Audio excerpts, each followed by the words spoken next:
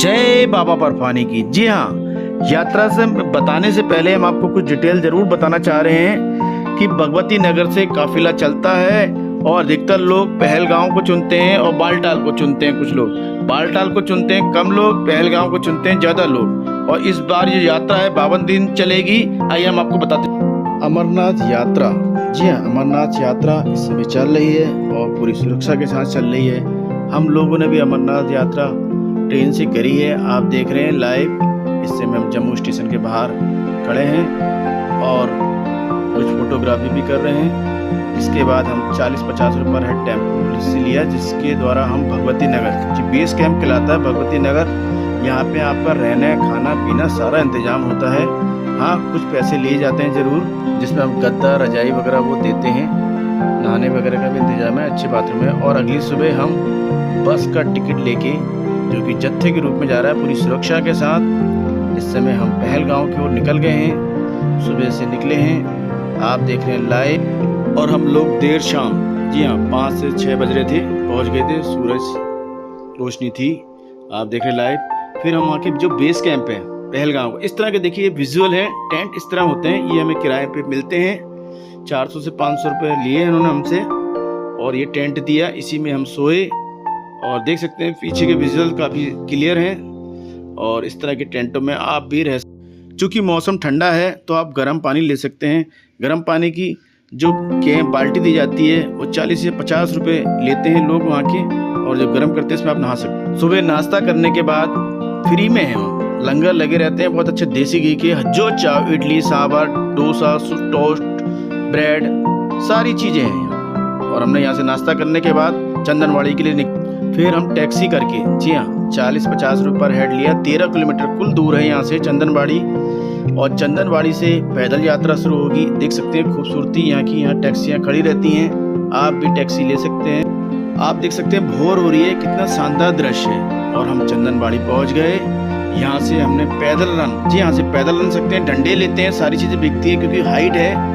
और घोड़े भी ले सकते हैं आप। हमने 2 घोड़े भी करे हैं क्योंकि हाइट है, थकान लग सकती है, सांस फूल सकती है, तो लिहाजा आप देख सकते हैं। इस तरह हमने चंदनवाड़ी से यात्रा शुरू कर दी है। और अलग अलग पड़ावों में 2 तरह की, एक तो बालटाल से यात्रा होती है और हमने लेकिन पहलगांव चुना क्योंकि यहाँ पे नेचुरल आपको अच्छा सीनरीज, दृश्य बहुत ज़बरदस्त दिखते हैं। जैसा कि बताया गया था, तो हमने भी पहलगांव चुना। और देखिए हमारी खूबसूरत यात्रा का पड़ाव शुरू हो चुका है। चंदनवाड़ी से यात्रा का पड़ाव शुरू है, देख रहे हैं हम पिस्सू टॉप के लिए चल दिए हैं। पिस्सू टॉप, जी हाँ, अगला पड़ाव पिस्सू टॉप पड़ता है। बहुत ही ऊंचाई है, जबरदस्त ऊंचाई है, सांस फूल जाती है, अच्छे की फूल जाती है। और कहा जाता है कि पिस्सू टॉप जो है भोलेनाथ के दर्शन के लिए सबसे पहले पहुंचने के लिए देवताओं और राक्षसों के बीच युद्ध हुआ था। शिव की शक्ति से देवता इतनी बड़ी संख्या में राक्षसों को मार सके कि उनके शवों का ढेर इस ऊंचे पर्वत पर लग गया। जी हाँ, आप विजुअल में देख सकते हैं, सबसे ऊंची पर्वत पे हम इस समय बैठे हैं। हम पहुंच के चुके हैं पिस्सू टॉप, करीब 5 से 6 किलोमीटर खड़ी चढ़ाई वाला। जी हाँ, और हम बेहद थक गए थे, रुके हुए हैं। और हम नेक्स्ट पड़ाव, जी हाँ, नेक्स्ट पड़ाव जो है शेषनाग का है। यहाँ पे अधिकांश 90% लोग रुकते हैं क्योंकि किसी की भी इतनी कैपेसिटी नहीं होती कि वो लंबी यात्रा कर सके, इसलिए ये बैरिकेडिंग और पड़ाव बनाए गए हैं। तो अगला पड़ाव निश्चित रूप से रुकना होता है, लेकिन हम नहीं रुके थे, हमने हिम्मत करी थी, नहीं हम आगे बढ़ेंगे। तो ये शेषनाग है, देख सकते हैं झील जो बहुत शानदार है और बहुत ही जबरदस्त। कहा भी जाता है कि शेषनाग एक पर्वत है, इनकी 7 चोटियों के कारण पड़ा है। और इसकी कहानी के पीछे श्रद्धालु लोग इसमें स्नान कर लेते हैं। जो कर लेगा वो जीवन में सफल रहेगा। इतना बेहद ठंडा होता है कि अच्छे लोग स्नान नहीं कर सकते, लेकिन जिसने स्नान कर लिया उसकी जीवन बन जाता है, ऐसी धारणा है। और हम लोग यहाँ पे 1 बजे से पहले, क्योंकि 1 बजे के बाद बैरिकेडिंग रोक दिया जाता है, 1 बजे के बाद किसी को भी आगे बढ़ने नहीं दिया जाएगा। उन्हें कहा जाएगा कि आप रुकिए, क्योंकि अगला पड़ाव गणेश टॉप है। गणेश टॉप बहुत बर्फीला जगह है और हम लोग थोड़ी देर जरूर रुक। और अब हम शेष यात्रा, अगली यात्रा अगले पड़ाव पे निकल चुके हैं। जी हाँ, अगला पड़ाव हमारा गणेश टॉप कहलाएगा। और गणेश टॉप का शानदार दृश्य अविस्मरणीय, हम बयान नहीं कर सकते जो हमारी आंखें देख रही हैं, क्योंकि हम इसमें डूब गए। और आप देख रहे हैं श्रद्धालु लोग तमाम, कोई पैदल चल रहा है, कोई घोड़े पे चल रहा है। अपनी अपनी कैपेसिटी है, क्योंकि हर आदमी की बॉडी अलग अलग होती है, अलग अलग जीन है हर एक के। तो इस समय हम रास्ते में हैं और दिखा रहे हैं हम आपको लाइव गणेश टॉप के बारे में। हम आपको बताते चलें कि गणेश टॉप जो है बर्फीला एरिया है और इसमें जो है कठिन यात्रा रहती है, लोग बर्फ़ में फिसलते भी हैं, लेकिन हमारी यात्रा के समय बर्फ़ नहीं जमी थी। हालांकि कहा जाता है कि घोड़े इस पे अच्छा दौड़ते हैं। जी हाँ, घोड़ों की जो होती है अच्छी रन होती है इस पर और उस पर अच्छी तरह रन कर पाते हैं। तो हम लोग भी निकल चुके हैं और हम आपको बताते चलें कि जो शेषनाग से इसकी दूरी है गणेश टॉप की करीब 5 किलोमीटर बैठती है। 14,000 की फीट की ऊंचाई पर है। जी हाँ, बहुत टॉप पे है गणेश टॉप। और फिर इसके बाद जो है अगली जो निचाई पे उतरते हैं, निचाई ढलान शुरू हो जाता है करीब 12,000 फीट की ऊंचाई पर पंच चढ़ने की। वहाँ प्लेन जगह है, घास के बड़े जबरदस्त मैदान है, उसका हम आपको बाद में बताएंगे। फिलहाल हम इस समय जो है गणेश टॉप से पहले ये बहुत ही महत्वपूर्ण पड़ाव है। हाँ, ये बॉबल टॉप कहलाता है जगह और हम बॉबल टॉप पहुंचने वाले हैं। बड़ी शानदार जगह है ये।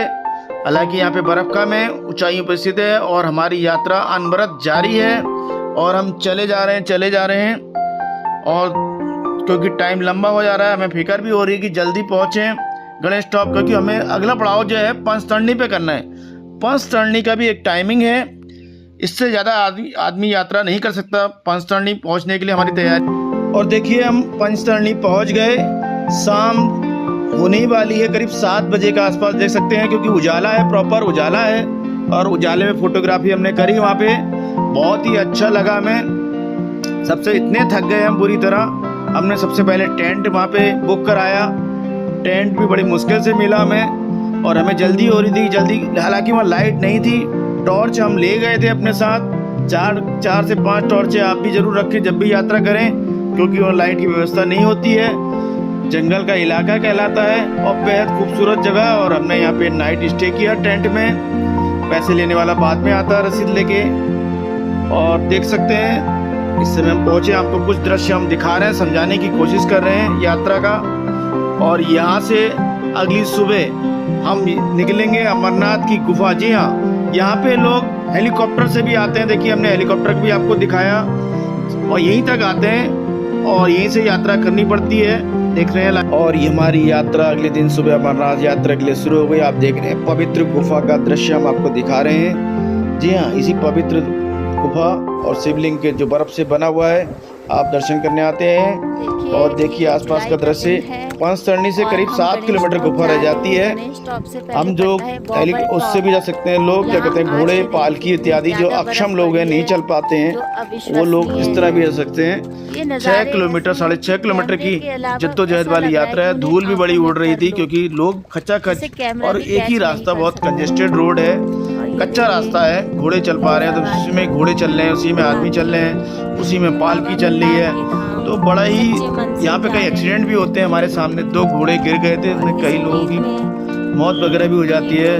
कठिन यात्रा है, बहुत दुर्गम यात्रा है। आप देख रहे हैं लाइव। और हमारा इंतजार खत्म हुआ और हमें दूर से पवित्र गुफा दिखाई देने लगी। जी हाँ, यात्रा का मुख्य उद्देश्य हमारे सामने है, रिजल्ट हमारे दिख रहा है। और हम लोग सीढ़ियों से, देखिए पर लंबी लंबी सीढ़ियाँ, काफ़ी अच्छी खासी संख्या में सीढ़ियाँ हैं। अच्छे थक जा रहे हैं, सांस फूल जाती है, लेकिन हमें असीम पावर और दिख रही थी। और वहाँ पे मोबाइल ले जाना मना है, लेकिन चूंकि हमें जिज्ञासा है तो मोबाइल से चुपचाप फोटो करी। और हमें वहाँ पे कबूतर भी दिखे। जी हाँ, कबूतरों का जोड़ा कहा जाता है कि जो देख लेता है उसके लाइफ बन जाती है, मतलब भगवान के दर्शन हो जाते हैं, कहा यह जाता है। और हमें भी दिखे वहाँ पे कबूतर उड़ते हुए। अब क्योंकि इतनी विहंगम जगह पे कबूतर का होना भी आश्चर्यजनक माना जाता है, इसलिए भगवान का प्रतीक, भगवान भोलेनाथ का प्रसिद्ध कहलाता है। और हमने दर्शन करने के बाद, चूँकि अब हमें कवर भी करना था, हमारी यात्रा का टिकट बुक था, लिहाजा हमने बालटाल, जी हाँ बालटाल दूसरा पड़ाव है, जो बालटाल, क्योंकि पहलगांव से हम आ चुके थे, अब हमने क्या वहाँ का भी मज़ा लेते हैं। बहुत ही ध्रुव है, बिल्कुल डाउन है और बिल्कुल बालटाल से रास्ता इतना खतरनाक है कि अगर आप यात्रा करेंगे तो डर लगेगा। लेकिन हमने निर्णय ले लिया था कि हम दूसरा, जी हाँ, सिक्के के पहलू 2 होते हैं पहुंचने के, इसी तरह हमने दूसरी साइड से भी यात्रा, यहाँ से 15.5 किलोमीटर है। और जबकि पांचतरणी से वाले रास्ता जो है 32 से 33 किलोमीटर करीब बैठा था, और इसे हमने 15 किलोमीटर का रास्ता चुना और हमारे कई खट्टे मीठे अनुभवों के साथ हमने ये यात्रा करी है।